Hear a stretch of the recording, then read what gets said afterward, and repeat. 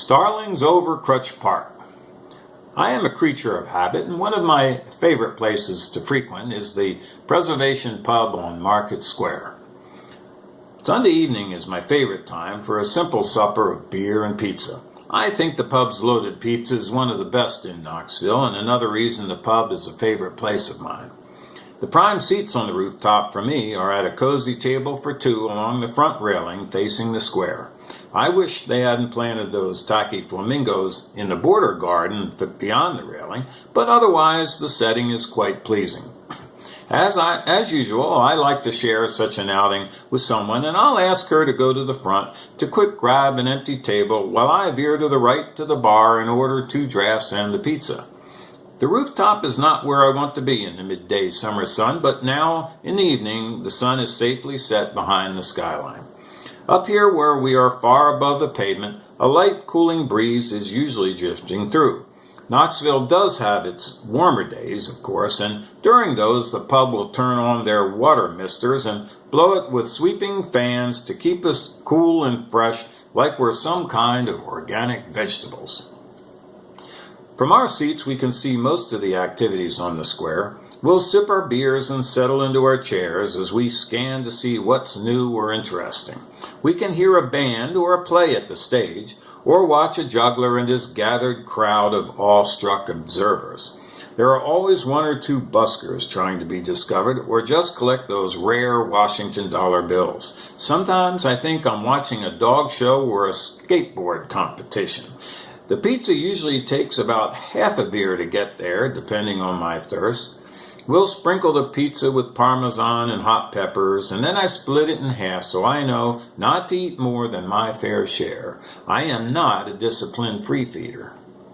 The first nice days of spring will also find me on this rooftop for pizza, but my favorite time might be the latest days of summer in September. It's usually the most pleasant then. That makes it extra nice, but not what makes it extra special. That is the time when the starlings come back to town, and gather like it's the annual birdseed convention. When the last of the sun sets on the city, except for the upper floors of the high-rises, the first of the birds begin to gather in a small swarm over Krutch Park south of the square. There might be a few hundred to start, and they'll fly about in a round or oval cluster like a swarm of bees. They'll circle and rise and fall and repeat. The uninformed pub patron might not notice this at first, but can't for long. Soon another small group of maybe a half-dozen starlings will fly in low between buildings from the direction of 4th and Gill. They don't have much of a formation, but do look somewhat like a kite with stragglers that could be the kite's tail. They fly straight and pierce into the swarm and are absorbed by it to make it a little bigger. Now another formation comes from the same direction that looks like an arrowhead. And then another and another come in, and they all join. A few groups will come in from the west from the direction of Mechanicsville, so it's a diverse and progressive gathering at that. The swarm grows huge and now swoops and rises. It is mesmerizing to watch.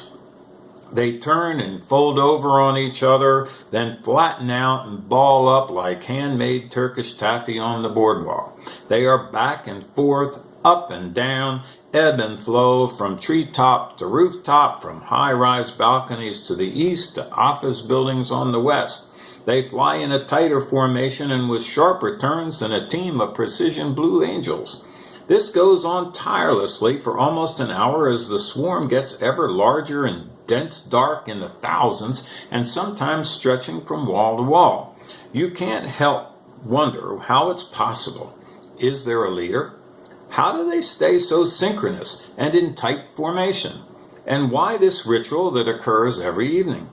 But now you need to hold those questions and pay close attention. Whether for fading daylight or from exhaustion, the swarm drifts gradually lower as it continues to make its twists and turns. I warn whoever is with me to not blink, as they will soon suddenly fall out of the sky and be gone. And then they are. The last time I went, my friend thought they landed south by the river. I said no, they didn't go beyond those bank buildings. I'm sure they landed in the park. Let's go see. Sure enough, as we entered Krutch Park, we could hear the chittering of thousands of birds in the trees overhead. Each is faint, but loud in unison. I cautioned her not to look up. Step to the side, I warned, against the building and out of the fall line of the trees, or disaster might strike.